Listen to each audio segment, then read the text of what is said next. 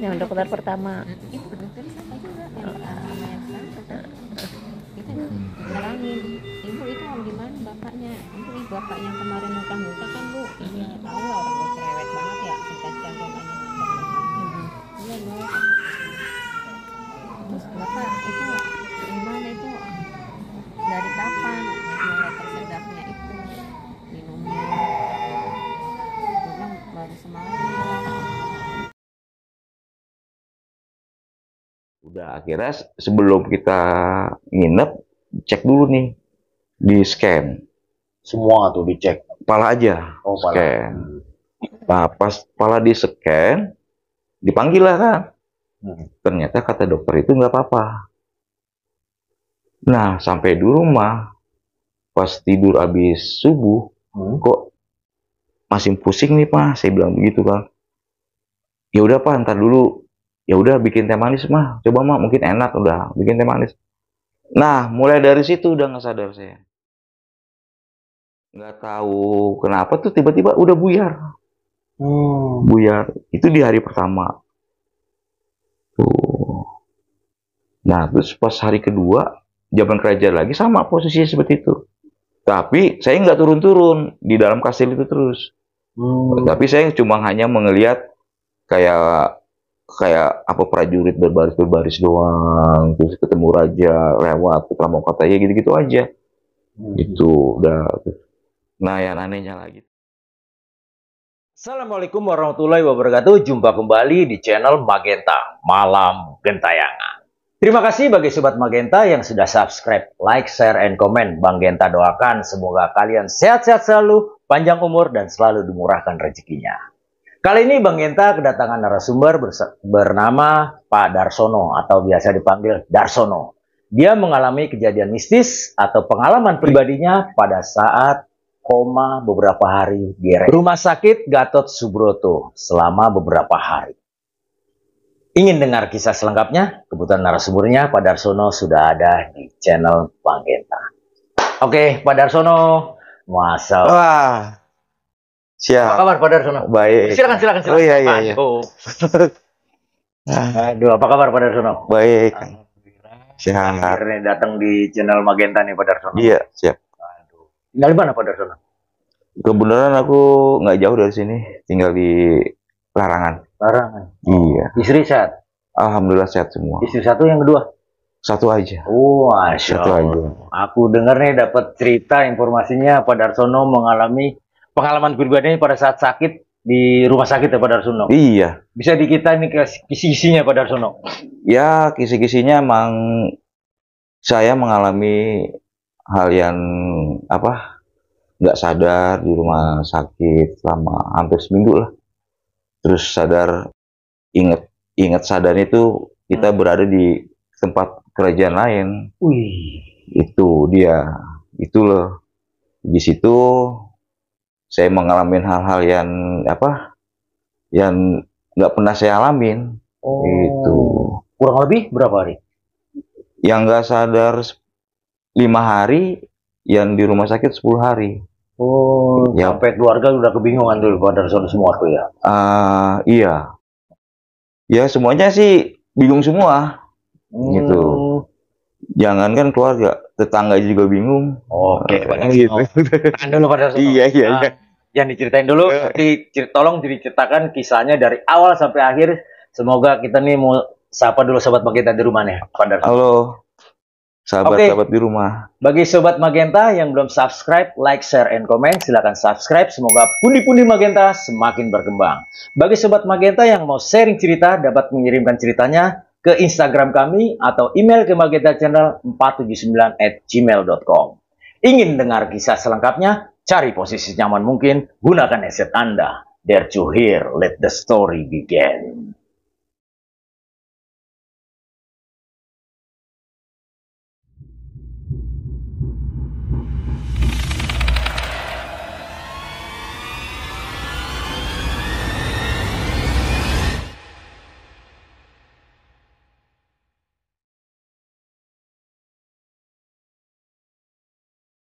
Jadi awalnya di bulan puasa tahun kemarin, pas karena kan ibu mertua saya sakit itu di rumah sakit Pertamina.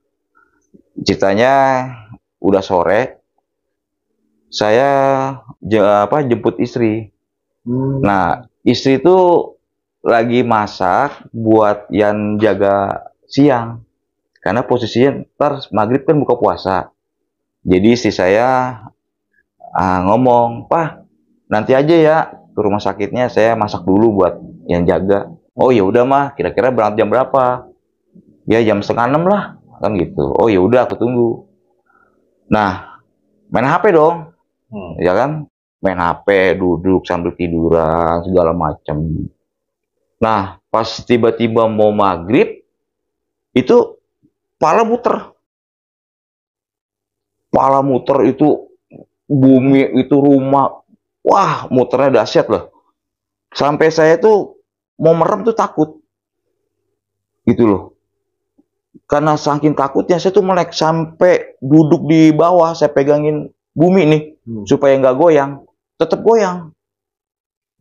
Tetap goyang. Nah, terus istri sama adek ngomong. Istri saya ngomong ke adiknya, Wan, tolong panggil dokter. Gitu. Mungkin di sini ada karena posisinya rumah desa itu ada di Ulu Jami, Swadharma 1. Di situ udah dokter datang, udah katanya asam lambung plus sama darah tinggi.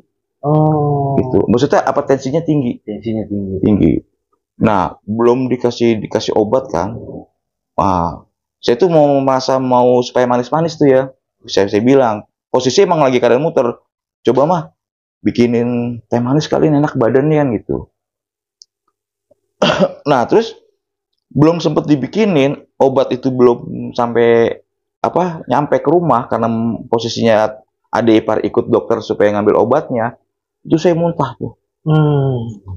Kepadet, tapi keadaan masih muter tapi muntah itu apa yang diisi tuh keluar semua Ya, terkuras. Iya, terkuras semua sampai ibaratnya tuh di perut kosong kayaknya mau keluar semua. Astagfirullah. Keluar semua itu dari jam berapa, dari sore deh tuh datang. Nah, terus ditelepon deh tuh adik-adik yang jagain ibu mertua saya yang di rumah sakit Pertamina. Akhirnya ada yang datang, adik ipar saya datang tuh ngelihat dia, saya muntah badan, wah pokoknya harus ganti lah gitu. Tapi posisi emang keadaan muter gitu, masih muter. Nah, terus sampai jam 9 atau jam 8 tuh saya masih keadaan muter. Nah, terus istri saya ngomong sama adik nih, dibilang begini, Wan, bawa ke rumah sakit aja. Nah, aku kan denger nih, ya udah Wan, bawa rumah sakit aja. Udah. Bawa rumah sakit mana, Pak De? Kan ada ipar saya manggilnya kan Pak De, ngebangsangin anak-anak manggil saya Pak De kan gitu ya kan. Ya udah, saya ambil mobil dulu katanya kan gitu. Nah, rumahnya itu nggak masuk mobil. Di gang gitu. Di gang. Ngambil kursi roda dulu. Buat Pak Darsono. Buat aku. Karena rumahnya kan posisinya kalau hujan tuh banjir, jadi rumahnya agak tinggi. Saya turun tuh, dibopong sama anak saya. Kuat anaknya, bopong? Ya, kuat lah. Keadaan lemas masalahnya. Udah terkuras semua. Udah. Tapi keadaan jalan di roda juga pusing. Pas mau masuk kendaraan mobil di depan, saya juga muntah lagi. Keliangan lagi. Udah jalan. Tadinya rencananya mau masuk ke rumah sakit Medika Lestari. Di daerah Ciledug. Karena posisinya di Ulu Jami ke Ciledug itu kan jauh. Nah, terus tiba-tiba saya ingat, Wan, ke Murni Teguh aja yang deket. Saya bilang begitu. Karena posisi udah nggak kuat. Tapi masih sadar? Masih sadar itu. Aku masih ngomong. Masih sadar. Pas di sana udah masuk. Karena posisi waktu itu rumah sakitnya itu penuh. Nggak ada kamar. Akhirnya di ruang UGD kan. Tetap dikasih obat. Udah dikasih obat, tetap masih pusing. Nah, terus katanya nggak boleh nginep. Itu karena kan pakai BPJS. Gitu katanya nggak boleh nginep. Udah akhirnya sebelum kita nginep cek dulu nih di scan Semua tuh dicek. kepala aja. Oh, kepala. Scan. Nah, pas kepala di scan dipanggil lah kan. Ternyata kata dokter itu nggak apa-apa. Nah sampai di rumah pas tidur habis subuh kok masih pusing nih Pak, saya bilang begitu kan. Ya udah Pak, ntar dulu. Ya udah bikin teh manis mah, coba mah mungkin enak, udah bikin teh manis. Nah mulai dari situ udah nggak sadar saya. Habis minum teh manis. Sebelum minum teh manis malah. Udah nggak sadar. Itu sadar-sadar saya udah di rumah sakit di RSPAD. Oh ternyata dibawa ke RSPAD. Sebelum di RSPAD aku ke Murni Teguh dulu. Istri balikin dong ke dokter yang lama, ya kan? Ternyata dicek lagi, ternyata emang ada penyumbatan sedikit, gitu. Tapi nggak menjalur, gitu. Cuma penyumbatan nanti juga akan pulih, gitu. Tapi posisi saya itu nggak sadar. Adik-adik pas itu pada ke rumah sakit itu emang saya posisi emang udah nggak sadar. Pas kemarin tuh saya dikasih apa videonya yang nggak sadar itu. Ternyata saya di kursi emang udah lemes, udah nggak apa-apa. Malah tetangga saya ada yang ngomong, badan saya kan gemuk waktu itu tuh, waktu belum sakit. Ya mungkin 90 lebih hampir 100 lah badan. Itu mau gotong tuh ngelihat posisinya. Kayaknya berat banget nih, kayak gitu kan. Nah ternyata digotong enteng. Masya Allah. Tulang-tulangnya nggak ada. Itu makanya dibawa mobil ambulan juga enteng, coba diangkat kayak ya Allah enteng. Menurut sahabat-sahabat ya, menurut tetangga yang ngangkat saya. Terus dibawa ke rumah itu lagi, istri saya ngomel segala macem, bla bla bla bla. Terus adik ipar saya, untung adik ipar saya punya temen di RSPAD. Dihubungin dia, katanya boleh bawa ke sana. Akhirnya dibawa. Tapi posisi saya udah nggak sadar itu. Udah nggak sadar. Ini hanya cerita, cerita dari yang ada gitu. Nah, udah di sana juga nggak sadar, sampai di rumah nggak sadar sehari, di Murni itu juga sehari, di RSPAD 3 hari. Nah, pas sadar tuh saya juga sadar, tapi ingatan saya itu di tempat lain. Kayak di zaman kerajaan gitu. Selama beberapa hari itu? Iya. Tapi bukan keadaan itu, bukan waktu pas lagi koma. Oh sempat koma? Ya itu yang pas 5 hari, seminggu koma itu. Tapi komanya itu emang nggak ingat apa-apa. Tapi sadar, nggak tahu sadar komanya itu emang pas lagi nggak sadar apa emang udah komanya udah sadar, tapi saya tuh merasa kayak di tempat yang lain gitu. Tapi kayak yang kata-kata yang kayak ipar-ipar saya emang nggak sadar gitu, yang saya dalam kerajaan lain, terus perasaan saya tuh tulang sama badan tuh misah. Ya contohnya gini Mas, badan saya nih, saya tuh mau bangun aja tuh kayaknya tulang tuh masih lengket. Jadi seolah-olah tuh kayak di sini dibelek nih, punggung saya, jadi tulangnya kayak ditarik. Jadi badan doang, tapi tulang masih nempel di tempat tidur. Gitu. Makanya saya juga, apa ini ya? Apa yang saya dioperasi atau gimana kan gitu, ya kan? Nah saya juga sempat nanya sama istri, mah badan aku belakang ada jahitan gak sih? Nggak ada jahitan. Apa bohong atau gimana kan gitu ya? Jadi masa tapi kok tulangku nempel gitu loh. Jadi pengen bangun tuh susah, gitu. Nah terus di tempat lain juga, kayak di zaman kerajaan-kerajaan kayak kastil-kastil di luar negeri, saya itu juga ngalamin seperti itu. Karena saya pas di kastil itu, saya tuh bener-bener berada di dalam kerajaan itu, kastil itu. Karena bentuknya tuh emang ya, kalau yang sekarang tuh ya model kayak kerucut-kerucut lah, kayak film-film zaman Dracula lah, Iya. gitu. Nah, karena saya di situ sebagai, pokoknya saya di situ bebas lah, gitu ibaratnya. Kemana aja, apa nggak ada yang diikutin, kita dijagain, nggak ada gitu. Nah, terus saya tuh ketemu kayak semacam lorong kayak pintu rahasia gitu loh. Nah, saya buka itu, Bang Genta. Ternyata hutan, tapi hutan pinus, kayak di gunung. Jadi tuh saya tuh perasa tuh kayak di kastil tuh di atas. Jadi saya turun. Nah, saya turun tuh. Saya perhatiin, saya turun kanan kiri pohon pinus semua. Nah, nggak jauh dari berapa saya turun, saya ngelihat rombongan berkuda, pakai pakaian kerajaan, pakai tombak, pakai topeng gitu. Pokoknya kayak zaman kerajaan Inggris lah. Itu real tuh. Iya, saya ngelihat itu. Kudanya juga dikasih baju tuh, baju-baju kuda itu. Kerajaan. Nah, saya ngelihat itu. Pas saya ngelihat, pas di belakang-belakang kayak bawa sesuatu lah, kayak semacam kereta, tapi dibilang kereta kencana bukan. Dibilang kereta buat apa ke Putri juga bukan, buat apa juga bukan. Nah, tapi saya lihat, Pak, karena posisi dari jauh tuh. Nah, terus dibuang nih sama prajurit kuda ini nih. Petinya dibuang. Kan bawah tuh karena posisi di gunung. Saya turun tuh ngelihat. Saya ikutin aja.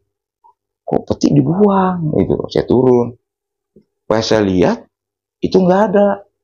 Pas saya buka gitu, maksudnya saya lihat, saya buka, itu kosong. Gitu loh Bang Geta, pas saya kosong. Akhirnya saya naik lagi nih. Naik lagi ke atas, belum ketemu tuh jalan itu. Karena posisi di hutan kali ya.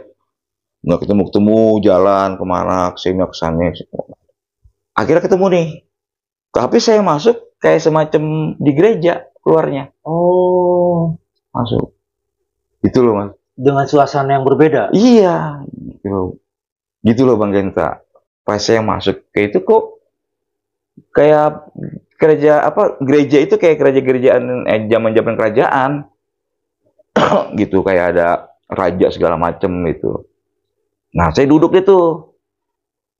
ngelihat putri lewat, kayak putra mahkota lewat gitu. Saya duduk. Nah, terus tiba-tiba saya dibawa nih sama semacam kayak prajurit itu. Gitu. Udah dibawa. Nah, terus nggak tahu kenapa tuh tiba-tiba udah buyar. Buyar. Itu di hari pertama. Tuh. Nah, terus pas hari kedua, zaman kerajaan lagi sama posisinya seperti itu. Tapi saya nggak turun-turun di dalam kastil itu terus. Tapi saya cuma hanya melihat kayak prajurit berbaris doang, terus ketemu raja lewat putra mahkota ya gitu-gitu aja. Itu udah. Nah, yang anehnya lagi tuh pas hari ketiga saya tuh di kerajaan Indonesia. Itu loh Bang Genta. Nah, pas di kerajaan Indonesia itu saya sebagai ya putra mahkota lah. Gitu. Saya nah, saudara-saudara saya, ipar-ipar saya itu sebagai sebagai ya kayak dayang-dayang gitu. Jadi kayak prajurit-prajuritnya bukan, jadi kayak anggota kerajaan. Iya bener. Kayak anggota kerajaan. Nah, terus pas saya disuruh bikin semacam kayak taman. suruh bikin sama ibaratnya sama raja, suruh bikin taman paling bagus lah gitu ibaratnya. Nah, terus, udah dibikin nih, udah dibikin. Nah, terus ada yang kurang bagus. Apa tuh? Air mancur. Itu. Nah, udah dibikin air mancur. Wah, pokoknya dibikinnya mewah lah. Mewah. Nah, terus udah dibuat sebagian bagus segala macem. Terus saya juga ditemenin sama ipar-ipar saya sebagai apa namanya, anggota kerajaan gitu, ditemenin kerajaan. Katanya kurang bagus karena kurang ada airnya, tempatnya bagus. Nah, udah pas keluar air, nah ternyata saya buang air kecil. Gitu loh. Iya, bangun. Sampai yang jagain saya tuh kaget. Pade, karena kan saya kalau sama keluarga dari istri saya, ipar saya kan dipanggil Pade kan.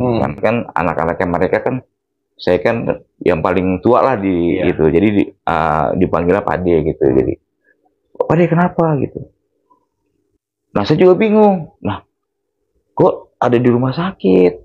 Oh, gitu. Nah, saya nanya, Yang, ini udah berapa hari? Udah hampir seminggu deh. Astagfirullahaladzim. Seminggu. Tapi, kenapa deh? Jadi nanya semuanya pada. Gitu. Padarnya bangun gara-gara mau pipis, ternyata waktu udah berselang 1 minggu. Iya. Gitu. Nah, makanya saya juga, bener apa enggak ya, gitu kan. Nah, terus saya kan mau ngomong sama adik ipar saya kan hampir rata kan cewek. Saya mau ngomong kan malu gitu loh. Nah kemudian adik ipar saya ada yang datang nih cowok. Saya cerita yang saya ini alamin gitu loh. Gitu. Oh gitu dah. Oh terus gimana? Sehat, udah sehat. Tapi posisi masih kebayang kalau bangun itu tulang kayak masih nempel. Lemes gitu. Lemes. Sampai ada ipar saya itu bantuin. Ayo coba semangat gitu kan.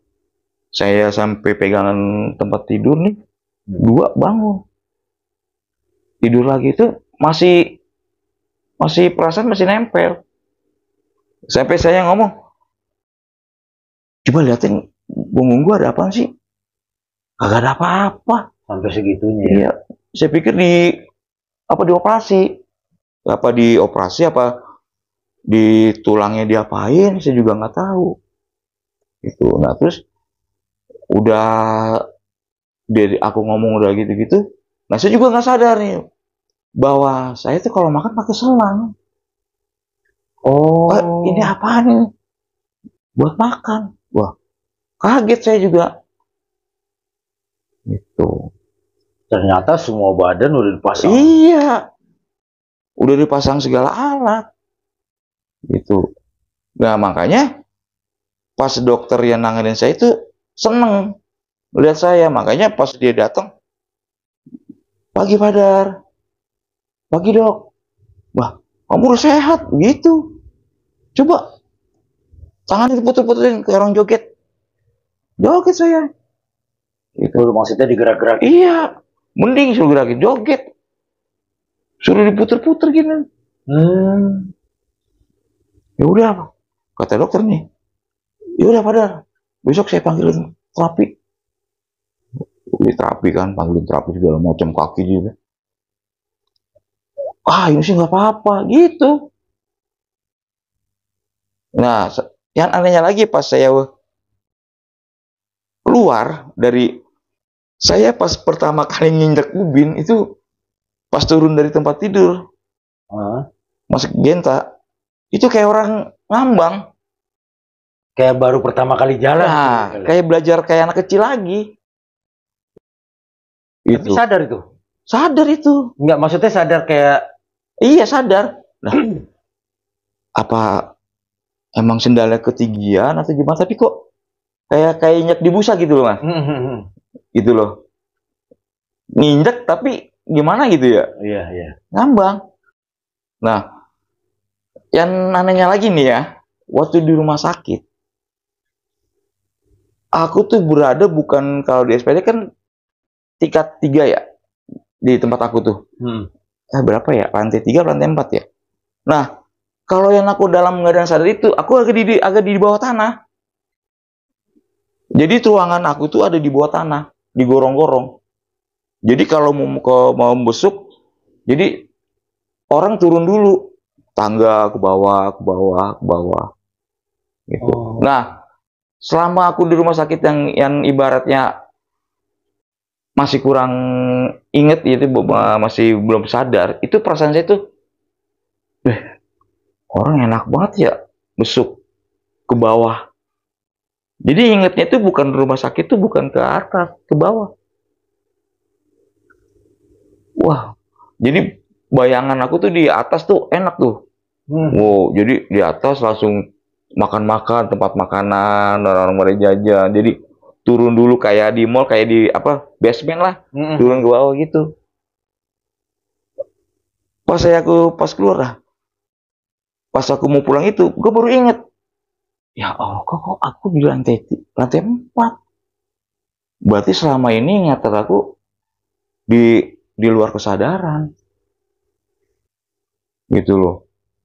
Udah gitu, pas di posisi kamar saya itu, kan ada pos yang jaga suster gitu ya. Ya, untuk pasien. Suster ya.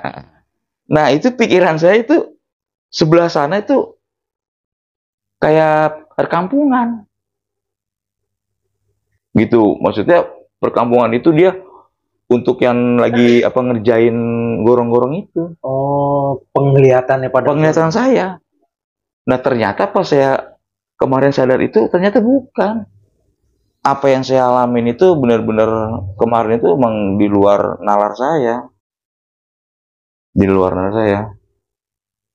Saya posisi rumah sakit terbawah ternyata ada di lantai 4. Gitu. Jalan juga benar-benar kayak anak kecil. Jalan itu ngambang. Di kursi roda duduk ngeliatin. Karena posisi di lantai 3 kan di SPD kan ada buat semacam kayak apa ya, kayak semacam kalau buat olahraga gitu ya. Iya, buat tempat terbuka gitu ya. Saya ngeliatin. Oh, ini. Baru itu lama-lama. Nah, pas mau pulang itu kan saya disuruh pulang tuh ya, lebaran. Pas lebaran kemarin. Jadi pas habis Id lah. Habis Id saya disuruh pulang karena kata dokter udah sembuh, itu boleh pulang. Nah, saya juga di ambulan itu juga ngeliatin keluar aja tuh kayak orang masih linglung gitu. Masih linglung, iya, masih linglung segala macem tuh, masih gimana ya, masih beneran gak sih kayak gitu. Percaya nggak percaya? Iya, seperti itu Magenta yang saya alamin gitu. Awalnya seperti itu. Nah, ternyata kan alhamdulillah sampai saat ini, detik ini ya sehat terus lah. Alhamdulillah.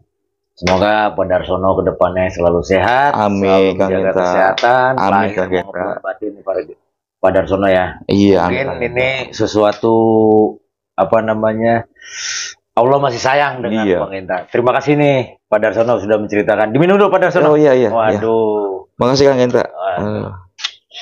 Ini kopi Liong nih. Liong. Cina bukan ini. Biar jadi sehat lagi. Oh, sehat lagi. Oke, Pak Darsono. Ternyata Pak Darsono mengalami kejadian pribadi pada saat sakit hampir 1 minggu nih. Iya. Pak Darsono. Nah, pengen rasanya saya juga nanya gitu Pak Darsono. Oh iya. Yang pertama kali Pak Dar ngerasain itu, sadar nggak sih sebenarnya? Maksudnya dalam artian gini, Ini gue lagi di suatu kerajaan, dibilang gitu kan. Ini apa diri gue, apa-apa perasaan pada Pak Darsono sendiri gimana? Perasaan tuh emang aku ada di situ. Tapi tahu posisi itu lagi sakit atau apa gitu? Nggak tahu. Nah, tahu sakit-sakitnya pas aku itu pas kaget yang pas di zaman kerajaan Indonesia itu, pas mau pipis itu baru sadar. Nah, baru ngeh yang jaga itu siapa. Oh, ini, wah, ngeliat kan sama adik ipar kan nanya, ya sama siapa? Itu mama ada di bawah lagi tidur. Oh, itu. Ya maaf ya. Kan pas waktu itu kan pas kebenaran ibu saya juga lagi sakit di Pekalongan. Sampai dia meninggal, saya tuh nggak dikasih tahu. Karena posisinya cuma lagi sakit. Nah, tahu-taunya adik aku sendiri nih datang yang jagain. Siapa nama ibunya? Nama ibunya Ati Setiawati. Ya mudah-mudahan dia amal baiknya terima. Amin. Itu saya kaget. Nah, nanya dong sama adik saya. Nah, Dan, ini mana? Wah, pulang dulu, bilangnya gitu. Pulang dulu. Tapi waktu dalam keadaan itu kalau nggak salah itu pagi ya, keadaannya pagi, pas subuh kalau nggak salah. Saya dengar emang ada telepon yang ngangkat adik ipar saya, tapi nangis. Tapi saya itu nggak tahu kalau nangisnya itu nangisin ibu mertua saya, gitu. Nah, curiga saya kan. Nah, ngomong sama adik aku nih, Dan, handphone gue mana? Oh ada lagi dicas. Coba dong tolong lihat status lah ya kan, WA. Nah, lihat status. Nah kebenarannya masang adik sepupu dari istri nih, masang status.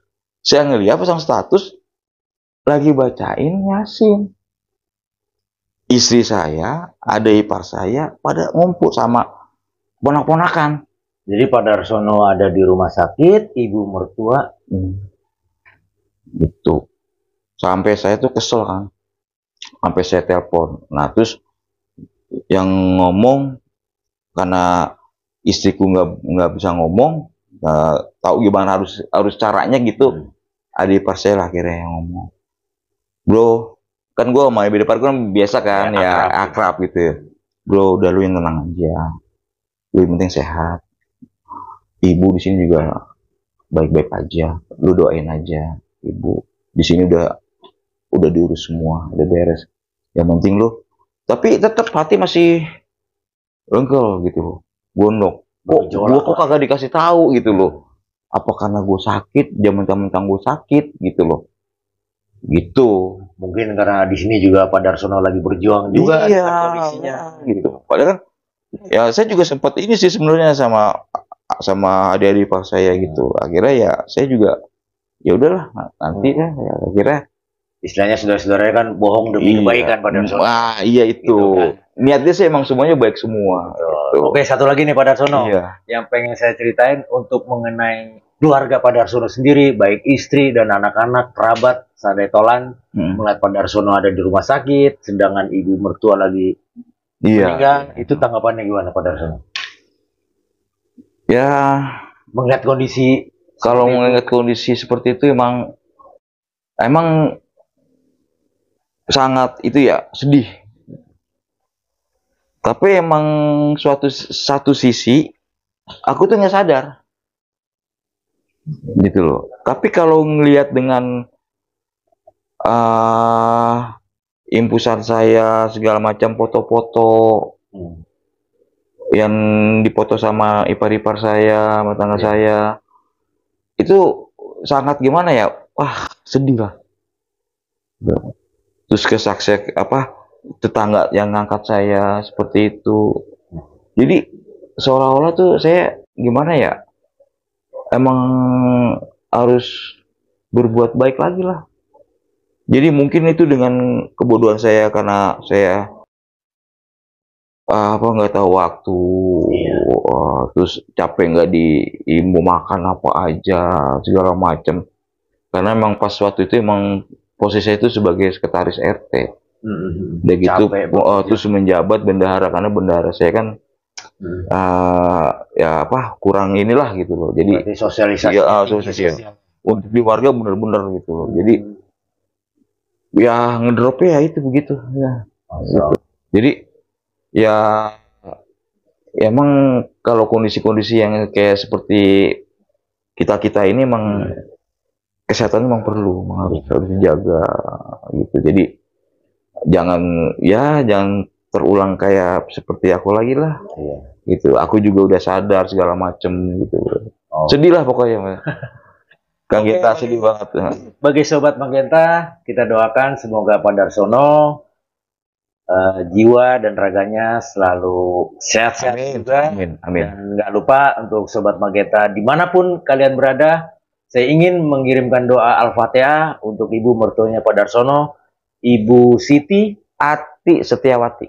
Suma ila hadrati Nabi Mustafa Sallallahu Alaihi Wasallam. Al-Fatihah. Oke, Pak Darsono, untuk singkat ceritanya terakhir, waduh, gue sampai terhanyut dengerin ceritanya. Terima kasih banget. Untuk Pak Darsono sendiri, bisa nggak memberikan pesan untuk sobat Magenta di rumah ini? Oh, iya. Untuk pesan untuk pemirsa yang di rumah, tolong, kesehatan itu emang benar mahal. Gitu. Terus untuk waktu-waktu yang kira-kira yang tidak berguna atau hanya sia-sia saja ya tolong dihindari, dan sama pola makan. Karena penting itu buat kondisi-kondisi seperti kita lah. Jadi ya semoga pemirsa memahami lah dan mengetahui secara pasti. Terima kasih banyak Pak Darsono. Iya, sama-sama Kang Genta.